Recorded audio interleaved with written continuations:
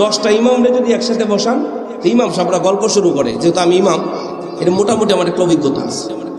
ইমামদের মাঝে একটা গল্প হয়, কয় মসজিদের এই বুড়াটা বালা, এই বুড়াটা খারাপ, একটা গল্প হয়। কিন্তু যদিও আপনাকে সামনে করে না, কিন্তু বাস্তবে হয়।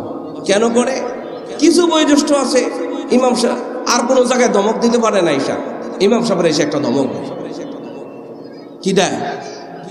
ধমক দেয়, এই বুড়ানি বেশি বালা না, সমাজের নিকৃষ্ট নিগৃহীত নির্লজ্জ বুড়া না, থাকলে ভালো হয়ে যান। কারণ আল্লাহুম্মা আমিন।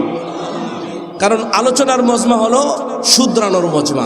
আলেমদের দায়িত্ব হলো বলা, বুঝায় দেওয়া, সমঝায় দেওয়া, যেন ভালো হয়ে যায়।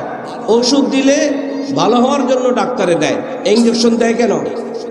এখন যদি আপনি মনে করেন হাতিম সাহেব আমারে বইলা গেল খারাপ, আপনি যাইয়া আপনার ইমাম সাহেবের লগে আরেকটু খারাপ করবেন, মনে করেন না যে খুব ভালো হয়ে গেছেন, আর একটু খারাপ করা। এক পায়ে কুড়াল দিয়েছেন, কূপ দিয়েছেন একটা, আর এক পায়েও আরেকটা দিলেন, ঠিক কিনা? আল্লাহ আমারও ভালো বানাক, আপনাদেরকেও ভালো বানায় দেখুন। আমিন।